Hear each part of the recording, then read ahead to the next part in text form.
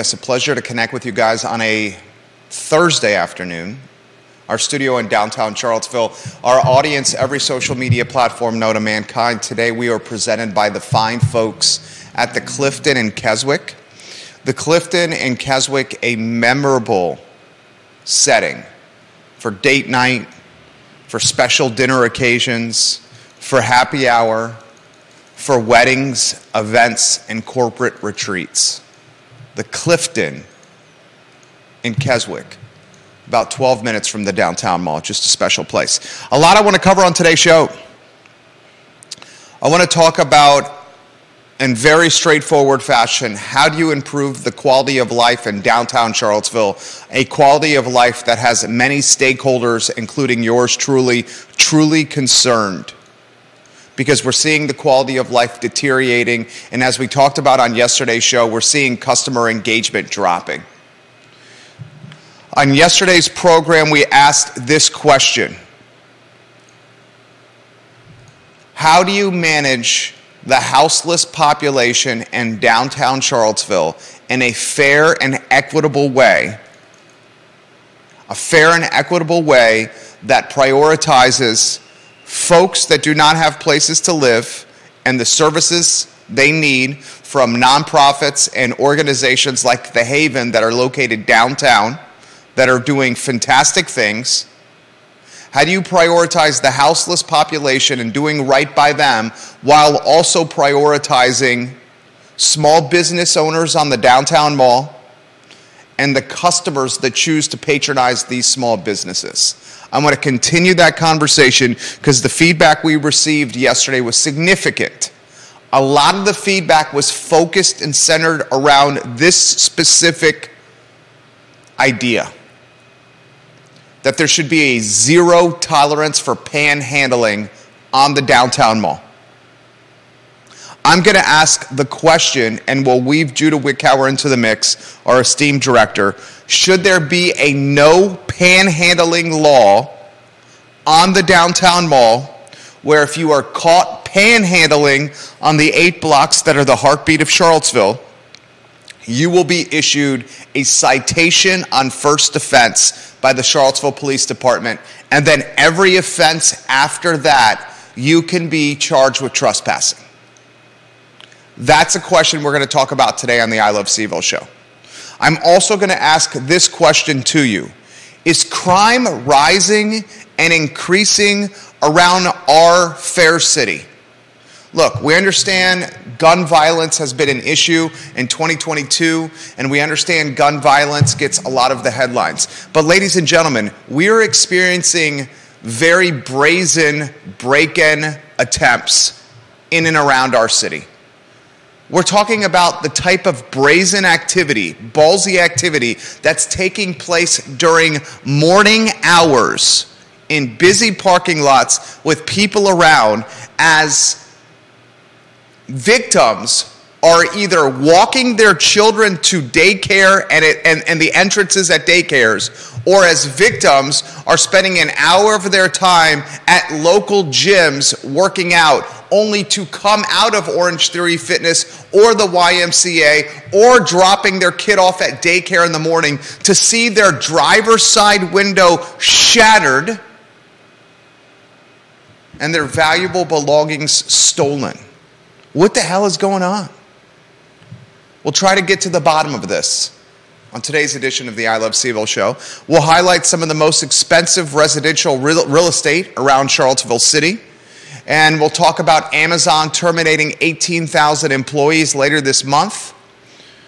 But we'll do it from a lens that looked at the private payroll job numbers that came in this morning that literally surged well above expectations. And when private payrolls in December rise by 235,000 for the month, well ahead of the 153,000 the Dow Jones predicted or expected, that is an indication that Jerome Powell and the Fed will continue to be hawkish and aggressive with rate hikes because they are not seeing the level of unemployment they expected by raising rates like they've done so far. So much to cover on today's program. Let's welcome Judah Wickower on a two-shot to the show, our esteemed director, a man who undoubtedly has a better beard than mine, who manages the itchiness phase of the beard game way better than I do, a man who has a life-size poster available for purchase, Judah B. Wickower, otherwise known as J-Dubs. Where do you want to begin? Do you want to talk panhandling? Do you want to talk quality of life downtown?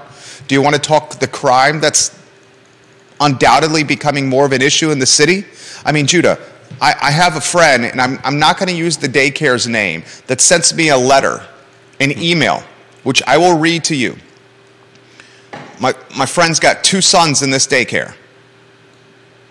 And here's the message sent to parents of the daycare. Hi, parents. Unfortunately, we have had another theft incident in our parking lot this morning. A parent parked right in front of the building, locked her purse in her car, and came in just long enough to drop her kids off. In that short amount of time, somebody smashed in her passenger side window and stole her pocketbook. By the time the police arrived, 2 of her credit cards had already been used. This is at least the 4th incident in the past few months. Please be aware of your surroundings when you are dropping off and picking up your children.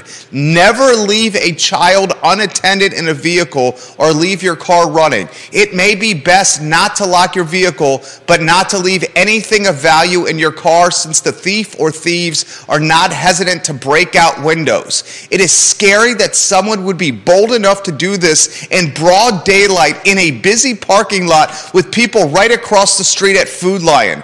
The police are going to start patrolling our parking lot more frequently, and I'm discussing security with our new district leader today to keep our families and staff as safe as possible. If you happen to have noticed anything unusual this morning, please let me know.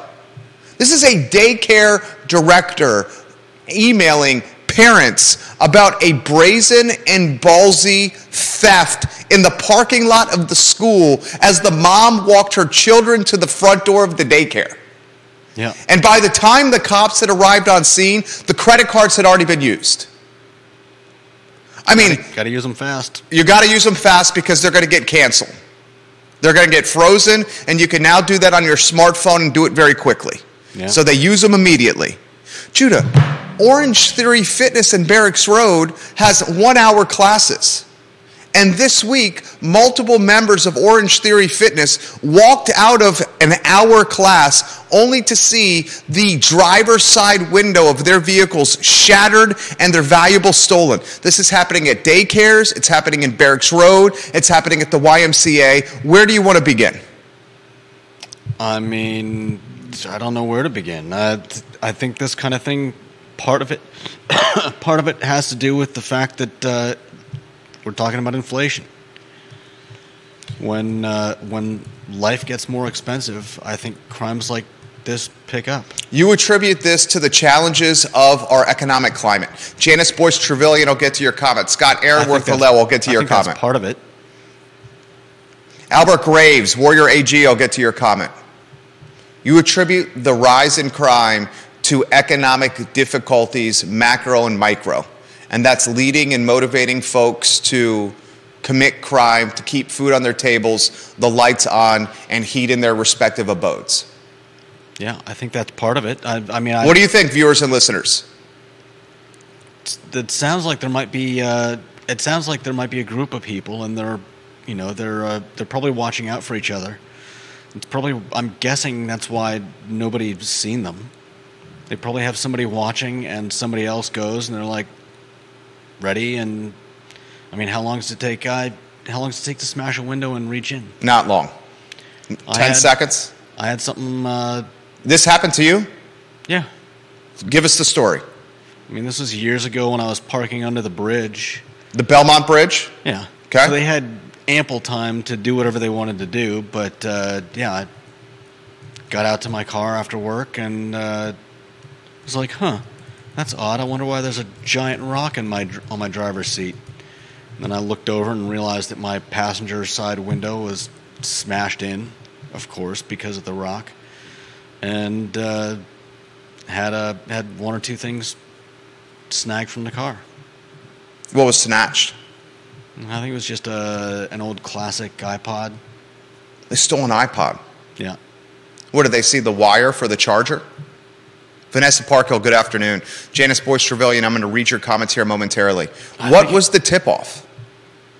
You mean how did they see it? I mean, I think it was just in the console.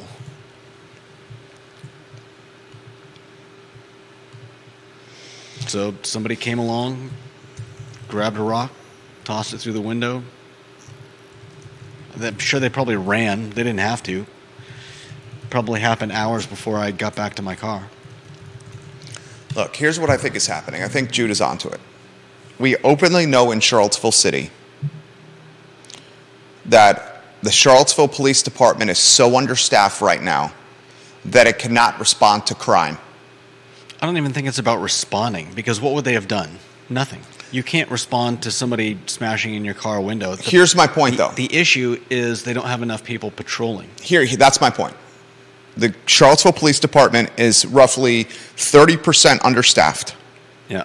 It's so understaffed that it's issuing press releases to the media saying, we're not going to respond to crime. Instead, you're going to file a police report online. Yeah. When the Charlottesville Police Department, or any police department, NYPD, Atlanta Police Department, Asheville Police Department, James City County Police Department, Albemarle County Police Department, Williamsburg Police Department, when any police department says that certain crimes we cannot respond to, you will file a police report online, that word and that messaging are going to get out.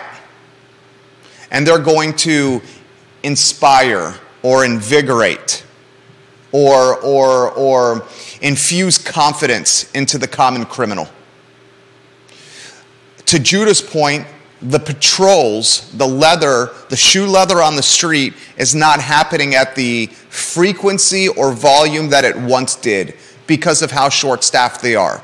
To Judah's point, Charlottesville's becoming extremely expensive, and we talked yesterday how Custom Inc. is eliminating 206 jobs from the local ecosystem, for example, jobs that were otherwise well-paying jobs for a blue-collar employee that does not have a science, technology, engineering, math, finance background. So we often utilize this phrase. It's a death by 1,000 cuts. And this death by 1,000 cuts is inspiring or invigorating or fortifying crime in the area. I also think that we are having a level of gang involvement that the Charlottesville area has not seen before. Yeah. You have all these elements colliding at the exact same time. Gangs in the area more, people struggling to pay their bills, a third of the police department is not staffed, literally. And I wonder how many of those are connected. How so? What do you mean? Well, if people are making less money, people in certain areas of the city, maybe they go looking for a way to make ends meet, and they find this burgeoning gang, and it seems like it's working. I mean, if they're getting people's credit cards, who knows how much they've charged? Who knows how much cash they've gotten from wallets and purses? And heck, we had the Stonefield swarming incident where a group of people at the same time are swarming stores and stealing, like we see on TikTok and those viral social media videos. That hit Stonefield a couple weeks ago. Yeah. Let's go to comments coming in. I want your take on, if we're talking quality of life in the city of Charlottesville, does there need to be a no panhandling ordinance?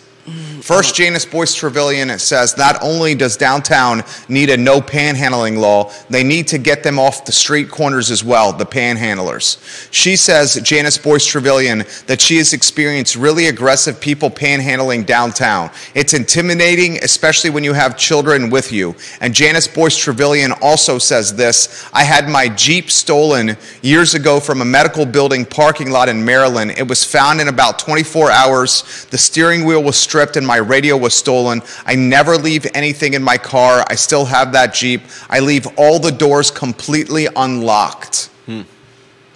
Smart. The police are legitimately instructing folks to leave vehicles unlocked now. Leave nothing of value in your car, but leave your vehicle unlocked.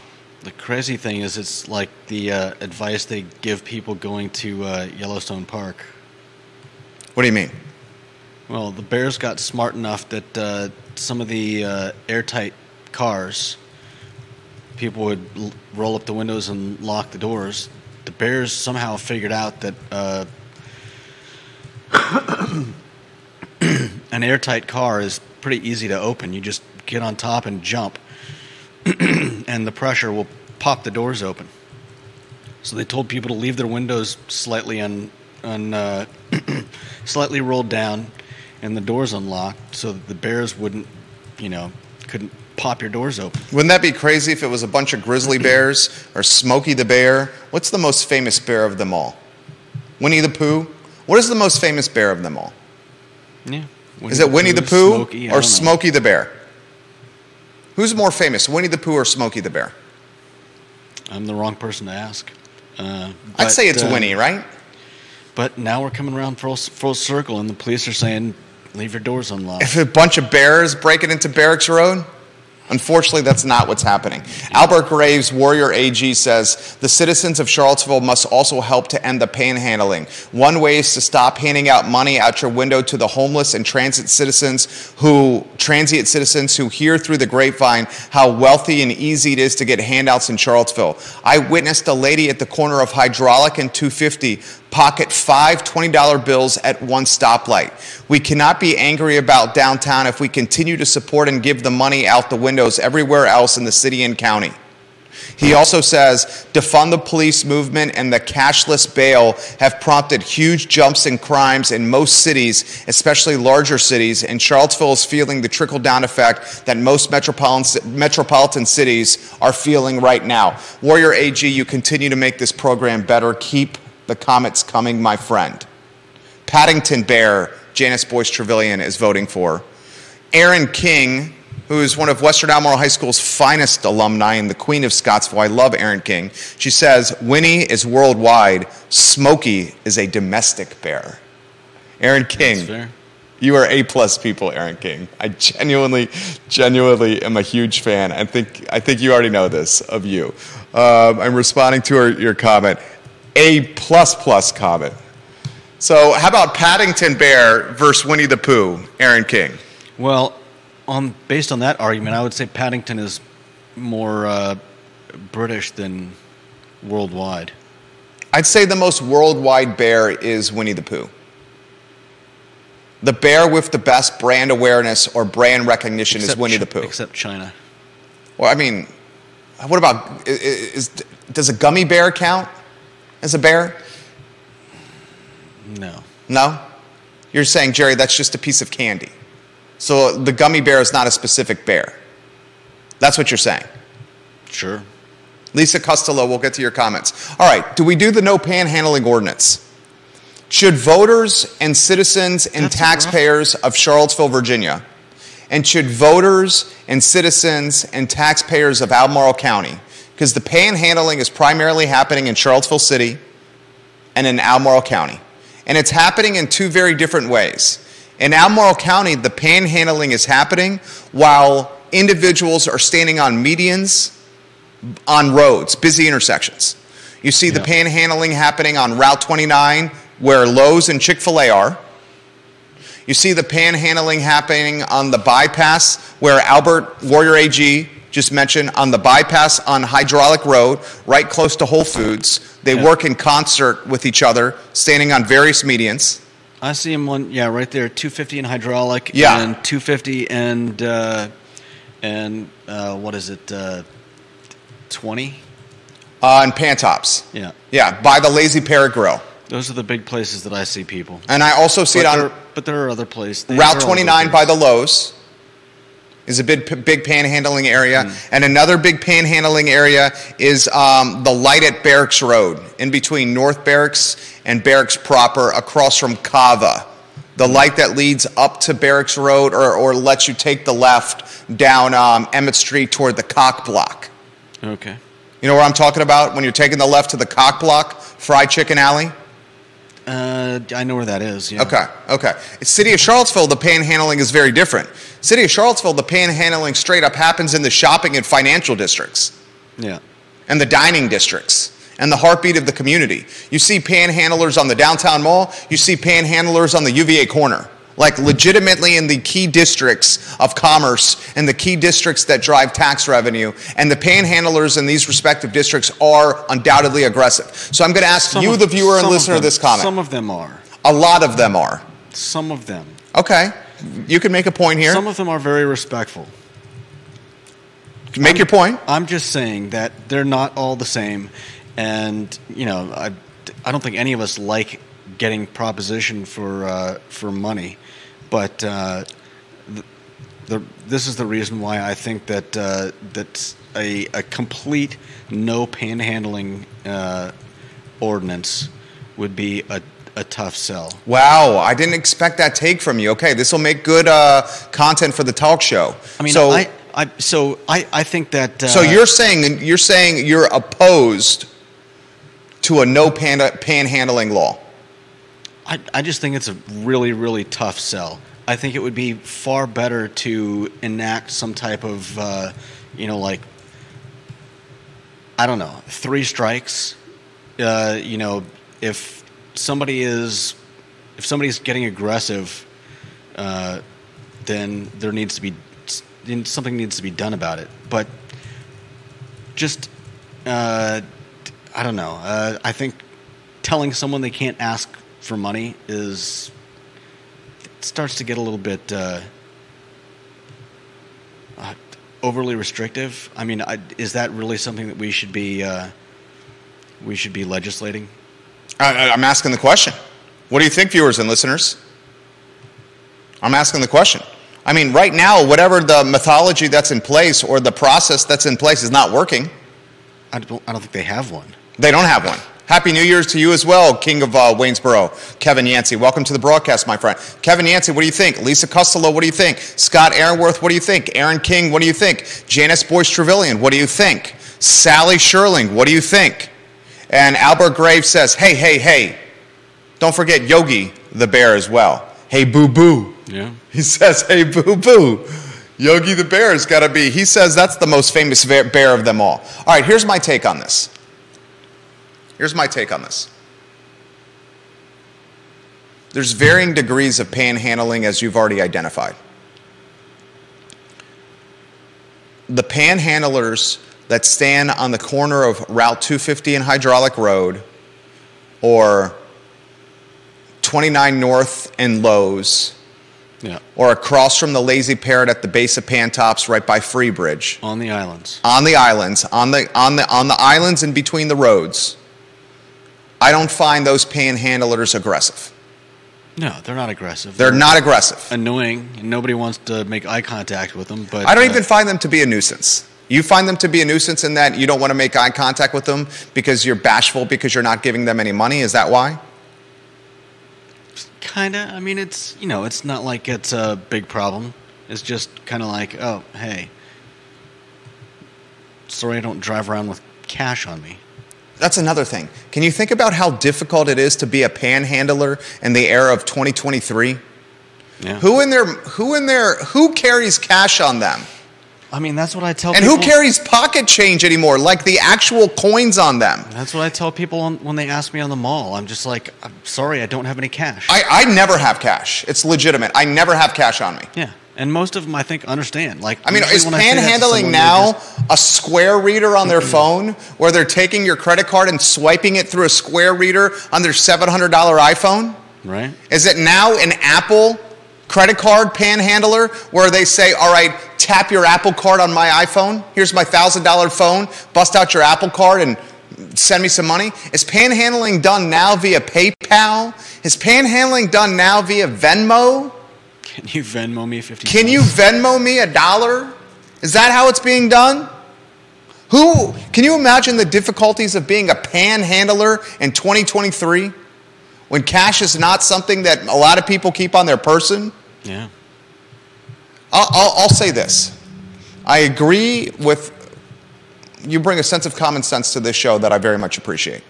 Not all panhandlers are aggressive, and not all panhandlers are a nuisance. And it's just like in any business, there's a few bad apples that spoil the brand, the image, the perception for the rest of the barrel. And something needs to be done about them. It's a fair point that you make. I think the panhandling that's happening on the downtown mall in Charlottesville, Virginia, however, is very different in manner, in dynamic, in aggressiveness, in energy, and look, and brand, and perception than the panhandling that's happening in Albemarle County. The Albemarle County... Generally speaking, that may be true, but that's the problem with generalizations. Albemarle County, the panhandling can be compartmentalized for the most part. You can do what Judah Wickhauer does. You don't make eye contact with the folks standing in the median. I mean, I do. You keep your window up to them or wave to them, or you keep your window up. What's happening in downtown Charlottesville or on the UVA corner is very different. It is not compartmentalized. It is in your face. It is more than, can you spare some change? And it's aggressive. Yeah. And it's spooking folks. And whether we want to acknowledge this, and perhaps we're choosing not to acknowledge this because we're fearful of retribution from others. Oh, you're a Scrooge, or you lack empathy, or you're targeting a certain group of people, the houseless people, and you're not showing them sympathy or empathy or kindness. You're not giving them a hand up. You're not helping them out of their plight. You're ignoring the difficulties of mental illness. Many of the houseless folks have mental illness. Be more charitable in your actions, Jerry. These are the type of commentaries that folks will receive or experience if they choose to say, we need to do something about panhandling in Charlottesville. Yeah. There's a population of Charlottesville that will immediately throw darts at the person that has that statement. Right, but they don't actually have anything. They don't even actually have anything worth saying. They don't have anything useful to offer. The people throwing the darts. Yeah. 100%. Because They just use the keyboard muscles and the hate behind anonymous profile pictures and fake names on social media to throw darts, but they don't have solutions or answers. Yeah. I 100% agree with you. Ask them a few questions and you'll get blank stares. Yeah, 100% agree with you. How much is enough for me to give daily or weekly? How much do you give daily or weekly? There's just, Kevin Yancey, King of Waynesboro. We've missed you, Kevin Yancey, leaves this comment. I think there should be a complete ban on all panhandling. True homeless people know where they can go to get food or resources. The ones on the street are looking for cash for alcohol or drugs, Kevin Yancey says. It's a fair take. Should the city of Charlottesville ban panhandling altogether in city limits? Here's a path that the city could do. First offense for panhandling could be a warning. Second offense, after the first offense is a warning with a name written down, documenting the warning for panhandling. Second offense, a citation that needs to be paid, maybe a $50 ticket. Third offense is a trespassing charge. If that plan of attack was put into play in the city of Charlottesville, how would residents respond? Who has the political... I think it needs work, though. What's that? Not well, but I think it needs work. Fix it. Fix it. How do you fix it then? Let me just consult my fix-it book. I just proposed a potential solution to panhandling in the city of Charlottesville. Janice Boyce Trevelyan says, I think a flat-out ban. Downtown, they seem to have more mentally and physically disabled panhandlers in a lot of cases, and my hope would be if you remove the option to panhandle, maybe they would move to other resources for help. Do you ban panhandling in the city of Charlottesville altogether? Neil Williamson, courts, he's right. Courts have determined panhandlers are exercising free speech, but free speech is a fine line. And that fine line, when it becomes aggressive panhandling, is getting in the nature of no longer being free speech. Yeah. When you panhandle and you ask for money and say, do you have any change to spare, that's free speech. When you're following someone up and down a commerce district, like the corner of the downtown mall, and continue to stay in their face and or scream at them because they're not giving money to you, that is no longer free speech, and that is a crime. That is harassment. Yeah. The fine line between free speech and harassment is fine, but it's two very different acts. Yeah. What's happening downtown, I am downtown every day. I am downtown in the early morning hours. I am downtown in the afternoon hours. I am downtown in the evening hours. I bring my family downtown. My children, who are 6 weeks old almost and 4.5 years old. We bring our children downtown. I bring my 72-year-old father here. My in-laws here. My brother-in-law here. Okay? I see downtown in every facet of its being. And as the day progresses from morning to afternoon to evening to night, the panhandling goes from free speech to harassment to worse. You've seen it.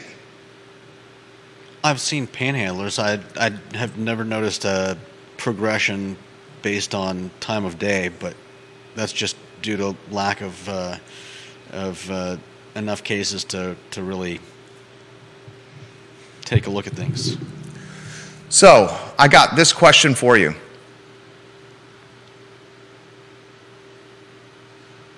What do you want of your leaders? What do you want of the folks you elect into office?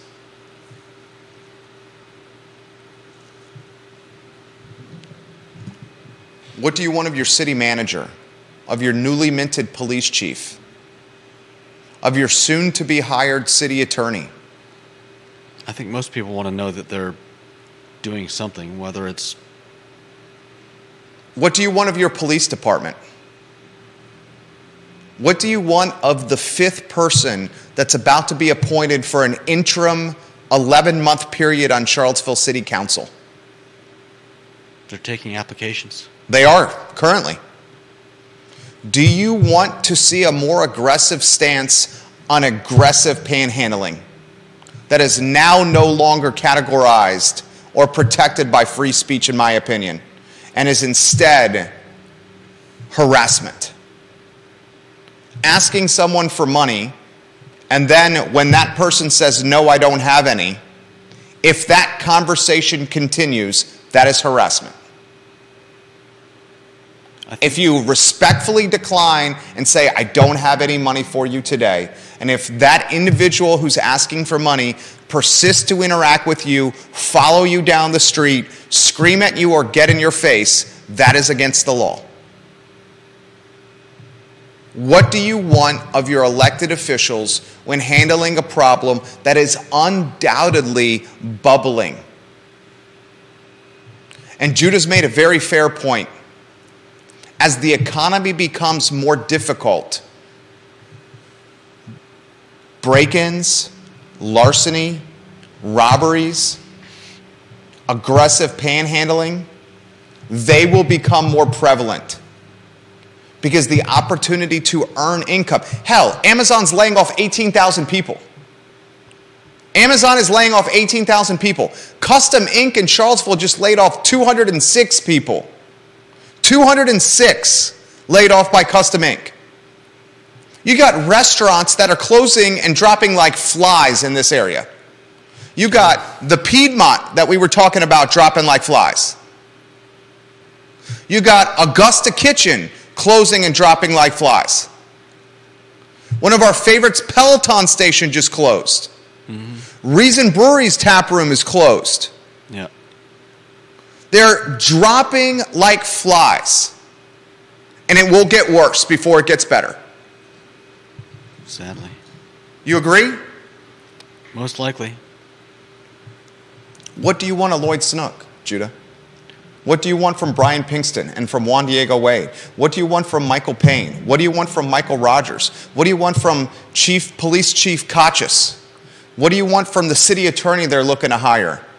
What do you want from the fifth person that's coming on the dais? What do you want from them when it comes to quality of life in Charlottesville and Albemarle County, preventing break-ins from happening, preventing aggressive panhandling from happening, and to solve what is undoubtedly increasing crime in this area, whether gang-related or whether economic-driven crime-related activity? What do you want from the leaders? What I want is to know that they are coming up with a plan, if they haven't already, and followed closely by the fact of them implementing that plan, which means that something is being done. Jen Finazzo watching the program. When Jen Finazzo leaves a comment, I read it out loud and I listen to learn. Jen Finazzo is a fantastic entrepreneur. Her family, the visionaries behind Sal's Cafe Italia, and undoubtedly her family, stakeholders in the downtown Charlottesville scene, helping create and shape the downtown Charlottesville scene, this family. She says, Jerry, this issue has resurfaced multiple times over the years. We are lucky to live in a city with multiple outreach programs set in place for the homeless population. I think the bigger issue is general vagrancy and violence. A police presence and new implementation of a better ambassador program would help tremendously. Strong comment by Jen Finazzo right there. We undoubtedly would love to see more shoe leather from police on the key beats. And the key beats are the Downtown Mall, the UVA Corner, Midtown, and West Main. But the police has indicated to us that we're understaffed by roughly a third of our department. So we can't maintain the same shoe leather we once did when our department was fully staffed. We're a third short of bodies now. So the police is legitimately encouraging people to report crimes through an online portal because they are admitting to the population we can't be there to cover, to report, or to police certain crimes. At that point, a lot of times it's just coddling. It's just a what? I think at the point that you're talking about, it's just coddling for the most part. If somebody breaks into your car, the police can't do anything. They can fingerprint. They can look at video at locations where the break-in happened. How many storefronts have cameras shooting out their window? They can dust for fingerprints on a break-in, or they can survey the cameras on the storefronts around the YMCA by Orange Theory Fitness or across from the daycare that I mentioned on Southside Charlottesville. That's not being done. But if a cop shows up at some place where someone's car was broken into, it's not like they're going to run into Orange Theory, and Orange Theory is just going to show them to the cameras. This isn't CSI Charlottesville. I know that people want to think that things work like that, but I really don't think that cops driving around every time someone's car gets broken into or every time somebody gets accosted by a panhandler is really the best use of our police force. I respectfully disagree with you. I respectfully disagree. I think having a police presence where there is police that you recognize on a beat. Yes, but there is a very big difference between police presence and police driving around to every little break-in or... Jen is asking for a greater police presence. Yes, and that helps to prevent crime from happening. Once it's happened, there's very little they can do. And if you think the criminals are hiding in the bushes, laughing at the person who's, sitting there on the phone with the police, they're long gone by then. Katie Pearl, welcome to the program. Love you, KTP, Queen of Whitehall. I don't think the police, I think they are correct in their assertion that when people call, there are certain crimes that don't require police to go. That's not what the police is saying. What? That's not what the Charlottesville Police Department is saying. The Charlottesville Police Department is saying we would like to be present in person when crimes have been committed. What? However, we don't have enough staff to do it, so you have to report them online now. That doesn't make any sense. Yes, it does make sense. We don't have enough people to be there when the crime is committed? We do not have enough staff, the CPD is saying, to show up when you call in a crime. Yeah, so some crimes have to be reported online because we don't have enough staff. However, they are saying they still would like to be there in person if we can fill our staffing numbers. They are not saying we're going to eliminate showing up to crimes. All they're saying is we don't have the people in place to do it. Okay. Do you see the difference? I feel like you're splitting hairs and not really saying anything. Okay, I'll try a different approach.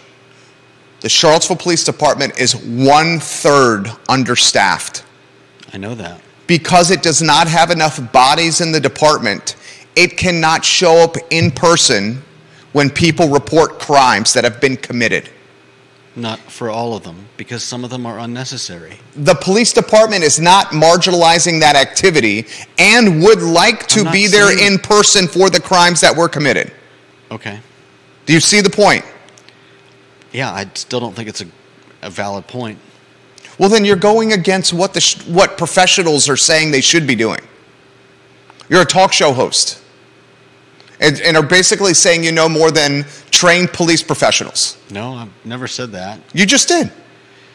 You're the one making assertions about what they believe. I'm reading from a press release. They said, we want to be in person.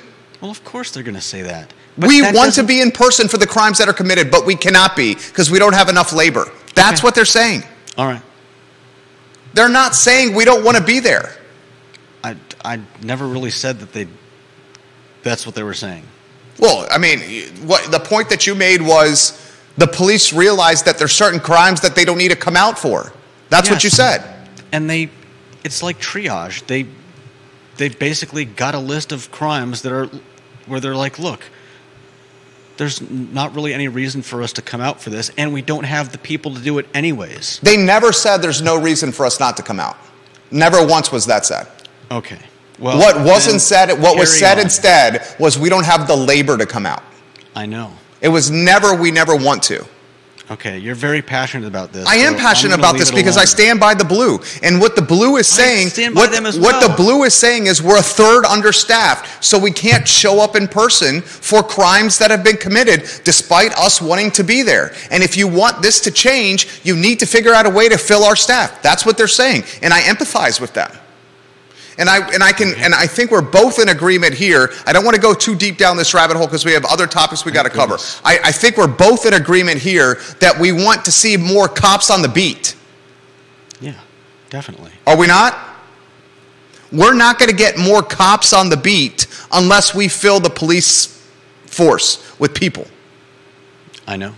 We're in agreement there, right? Yeah, it's a non sequitur. I mean, it's obvious. Okay, thank you. I just want to clarify that. We're not going to figure out getting more patrol presence unless we fill the staff. And we're both in agreement that the value of a police patrol, a visible police presence, that has value proposition. Are we in agreement with that? Yeah, I've said as much. Okay. Should it be... Should the solution be because the police presence is not there because they're so short-staffed, an all-out panhandling ban? What's your opinion? I think whoever leads that charge is going to have tremendously thick skin and a lot of political capital. And I think doing it at a place like the downtown mall is going to be challenging because by the letter of the law, the downtown mall is a public park. There's a reason there's no panhandling in Stonefield, the shops of Stonefield, and in Barracks Road Shopping Center, because they're privately owned. And Federal Realty, who owns Barracks Road Shopping Center, and the private equity group that's outside of New York that owns the shops of Stonefield, if they ever had a panhandling problem, they would hire private security and they would kick the panhandlers out of Barracks Road Shopping Center and the shops of Stonefield. That would happen, and it would happen in a heartbeat. The panhandling that's happening on the downtown mall and on the UVA corner are happening in a public park and in public spaces. So it's a very difficult needle to thread. But the police and our local elected officials must understand the difference between freedom of speech, which is asking someone for money, and what's happening today where some panhandlers are following moms, women, the elderly, individual people down the length of the mall, catcalling, hurling insults, or aggressively getting in their face after they respectfully decline to offer money to them. That's not freedom of speech. At best, that's harassment. At worst, that is an altercation. And if it continues, you're going to get the collateral damage of what we're starting to see downtown. And what we're starting to see downtown is less people coming, businesses not keeping consistent hours. I think I saw this on one of the message boards. Miller's, the bar, was open 7 days a week. Yeah. From 12 noon to 2 a.m. Now Miller's is not open 7 days a week. Now I can't even tell if it's ever open. You can't even tell if it has consistent hours, Miller's. It rarely goes to last call anymore, and a lot of times it's opening after lunchtime around happy hour. You got Red Pump Kitchen, who's constantly closed. The hours at Passiflora and Brazier Saison are unpredictable at best. Yeah, Nook is just doing lunch. The Nook is not consistent with its hours. Well, I think they are consistent. They're just consistently not open at night anymore. There you go. And as businesses trim back hours, and as businesses trim back availability for customers to patronize them, people stop coming. Yeah. Because it's only going to take one time for you to want the... What happened with you at the Nook? You told the story yesterday, which I thought was strong. I mean, I went by there 2:45, 2:50, and... On a Saturday. Yeah, on a Saturday, when I would have thought that it was, there were plenty of time to eat, and they were bussing the tables, getting ready to close up, and I found out that they also weren't opening up again for dinner. And I was like, wow, okay, well, that's a bummer. I mean, where am I going to go for brunch? I guess maybe a Tip Top. Did you go there? I couldn't tell you, but now... Would you go back? Well, now, would I go to the downtown mall if I wanted to go get brunch? Probably not. Possibly not. There you go. I might just head straight to Tip Top. Straight to Tip Top, or I might just go to the store and buy stuff to make my own brunch. There you go. And so that's one less person walking on the downtown mall, and, it could be argued that, oh, well, you could have Googled it, could have Googled the business and found out if they were open and saved yourself a trip. But, maybe somebody's got a lunch break and they're wanted to do some shopping on the downtown mall, and they get there and half the places they wanted to visit are closed. Well, the next time they decide to go, on a shopping trip like that, maybe they'll just hit Barracks. There you go. And go to First Watch. Yeah. That has consistent hours that don't change. And and not just brunch, but shopping. What happens when you go to the downtown mall and like a bunch of the places that you wanted to visit are closed? Well, let me tell you, shops are usually open in Barracks. And here's what it comes down to it. Activity breeds activity. Yeah. They all feed on each other. They all feed on each other. When you have Judah Wickhauer coming to the downtown mall with Liza, the I Love CVille mascot, his wonderful dog, Judah Wickhauer may only be spending money at the Nook for brunch, but he's going to be walking to and from the Nook before brunch and after brunch. And he's going to look like, from a perception standpoint, that he's a patron of the mall in totality. And activity breeds activity, and it yields other customers coming. And I may not just stop there. I usually like to stop at the used bookstores. There you go. And as I'm walking around, maybe I see something interesting at the Oyster House Antiques, and I stop in to check things out. The more places are open, the more it breeds, Activity breeds activity. Yeah. Activity breeds activity. Yeah.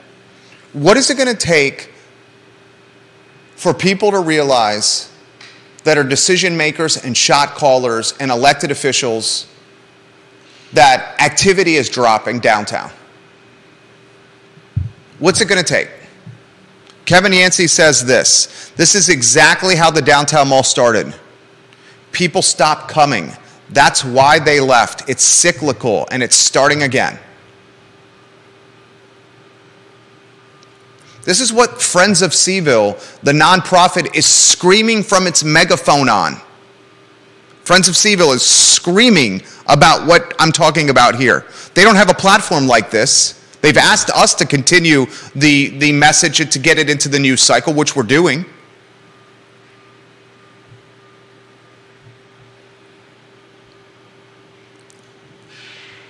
And the competition for downtown, the competition is not just Barracks Road Shopping Center anymore. The competition is not the shops of Stonefield anymore. The competition is not Dairy Market for downtown mall anymore. The competition is not Fifth Street Station. All those, sure, potentially pull resources away from downtown. But you know what the competition is now? The competition is the Federal Reserve increasing rates, which is making credit card bills more expensive. The competition is groceries and gas costing so much money, people don't have the disposable income to spend at local merchants anymore. The competition is people losing their jobs at Custom Ink, 206 of them to be exact. And when 206 people are let go in Charlottesville City, that's going to impact a lot of people. Not just the 206 people, but the supply chain that is on, that those 206 people spend their money with. Yeah. The competition in 2023 is not Dairy Market, Barracks Road Shops at Stonefield and Fifth Street Station. The competition is Jerome Powell. It's cost of goods. It's labor shortage. It's labor wanting more money. It's gasoline. And it's floating credit card debt. That's the competition. That's the competition in 2023. And to not understand the headwinds that are in front of the small business owner is out of touch, and to not do something about aggressiveness that's on the downtown mall that is making my wife and her friend group, my wife is 35 years old, her friend group feels unsafe about coming downtown at night. We're talking 75 to 125, 35 to 40-year-old females. This is the definition of the demo that goes downtown. And a lot of other people feel that way too. That's my point. And you know what? This is one of the things that I've learned working with a lot of businesses over the last 15 years that are in food and beverage and hospitality and live events and music. You know the primary demographic that you want coming to your live events, your food and beverage places, and your hospitality events? You know what the demographic is? Women. Because when you get the women coming to your events, what happens? They bring their men. The men come. And when the women feel unsafe about going to your live events, or your hospitality, or your food and beverage, and they stop coming, Guess who also stops coming? Everyone else. Dudes. And when the dudes stop coming and the women are feel unsafe about going, who's left to come? No one. Exactly.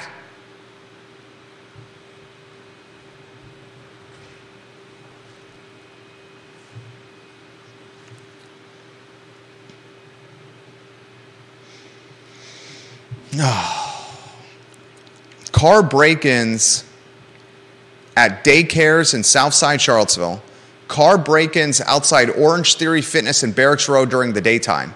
Break-ins at daycares as mommies are taking their kids to the entrance of the daycare, only to return to the vehicle to see glass all over the driver's side seat and her purse stolen. I'm not surprised at all about Barracks, but... break-ins outside the YMCA. You're not surprised about break-ins in the morning outside Orange Theory Fitness? In Barracks Road Shopping Center? You're not surprised by that? That is brazen and ballsy. No, it's a gigantic breaking lot. into a car in a shopping center like a Barracks Road in the morning, multiple break-ins. You don't think that's ballsy? Not particularly. Really? There are lines of dozens of cars, very easy to hide around and behind. Let's hypothetically say you're driving along and you see somebody smash a window. What are you going to do? Are you going to jump out of your car and wrestle them? If someone was breaking into my car... No, if somebody was breaking into someone else's car and you saw it happening... Yeah. You're going to jump out of your car and... You're asking me if I'm outside Orange Theory Fitness in my car and I see someone else about to break into another car, whether they have a bat or baton or a rock and they're throwing it into the window, you're asking whether I would do something or not? I'm asking, yeah, what would you do? I would immediately go to the break-in and say, what the hell are you doing? I'm calling 911 right now, and while I'm doing that, I'm video recording your face. There's no question in my mind I would do that. Ask my wife. Okay. By the time you get your phone out, they're probably long gone. My phone is in my back pocket. I can get my phone out in 1 second. Literally, look. Phone's out. I'm recording you. You're in your car, though. Phone's out. I'm recording you. Okay, they turn around and they head the other direction. Phone's out. I'm recording the car you're going to, and there's your license plate. Okay. I see what you look like. You're a 5'8" male. You're white. You have brown hair and a beard. Well, I'm surprised. I would be there in a drop of a hat. Maybe Charlottesville needs more Jerrys. Lisa Costello says some of our homeless are not native Charlottesvillians. They have come here because Charlottesville offers services like food banks, housing, which are not available in their communities. Lisa Costello, it's a good comment. I asked the question yesterday. You want to know something that's going to get people, the scruff on the back of people's necks up? You asked the question, should the Haven be removed from the downtown? Should the soup kitchens and the nonprofits that cater to the houseless population, should they be repositioned in other strategic locations? Yeah. You make comments like that, though, you're insensitive, and you lack empathy, and you're a dick. But maybe it's time to start having those conversations. I think we are. I think we are too. And you know what that's called? Leadership. That's what that's called. Leadership.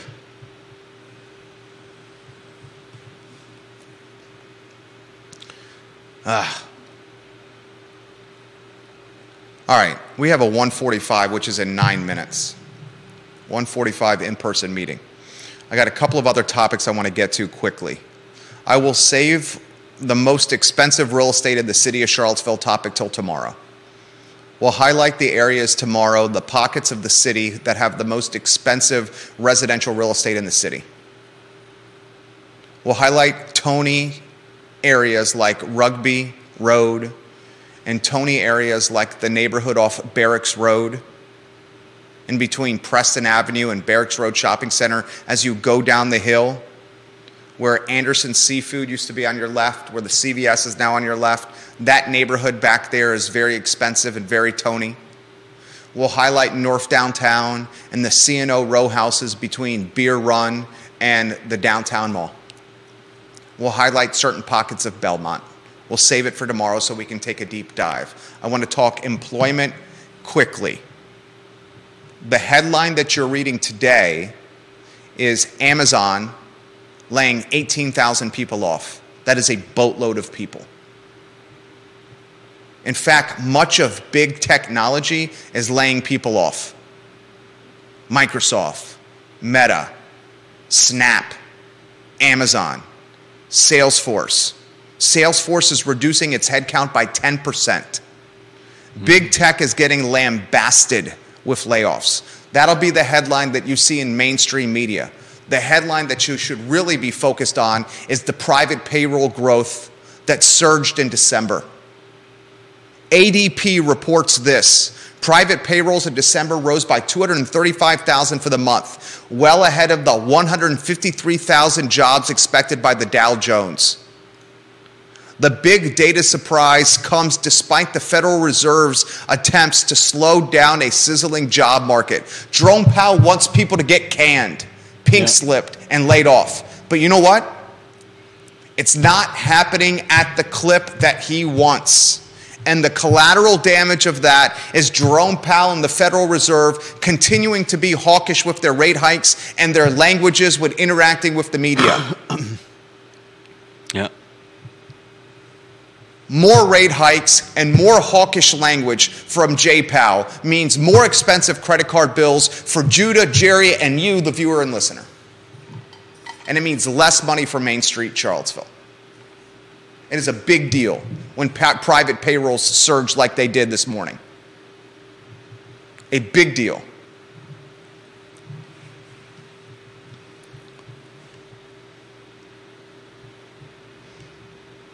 You want some closing thoughts for Juan Sarmiento, the king of transportation? Are you going to offer him some closing thoughts today? Juan Sarmiento, are you watching the king of transportation, the head fleet technician at the Charlottesville Almar Transit Center?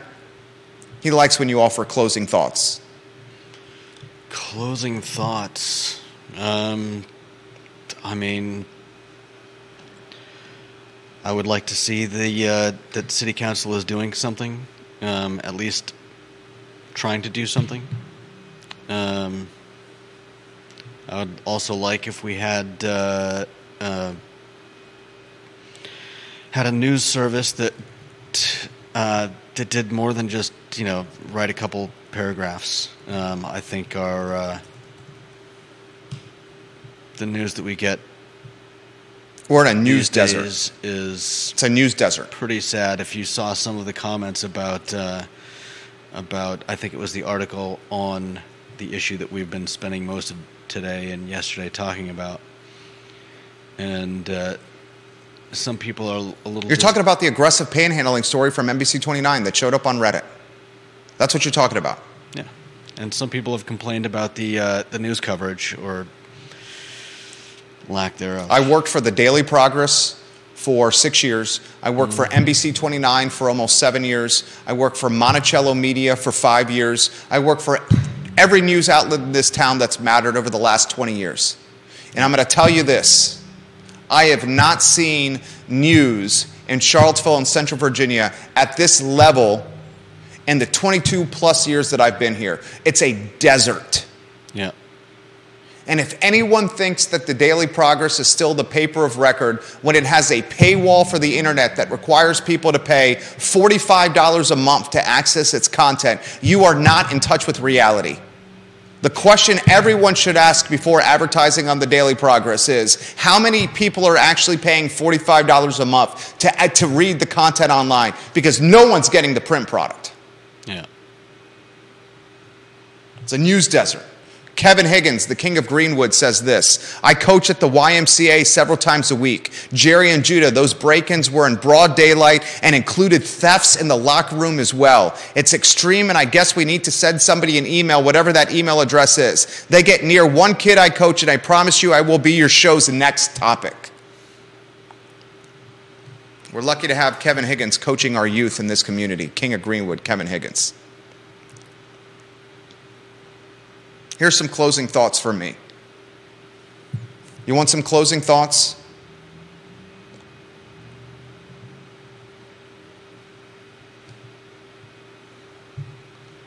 Hold the people you elect into office accountable. And do not elect people into office unless you have confidence in them standing up to a loud but small socialist population in this community. So much of our elected officials in and around Charlottesville and Albemarle County, what's the word? Cat-tailing? What's the word? Catfishing? No. So many of our elected officials are just basically at the mercy of a small and loud and organized socialist population.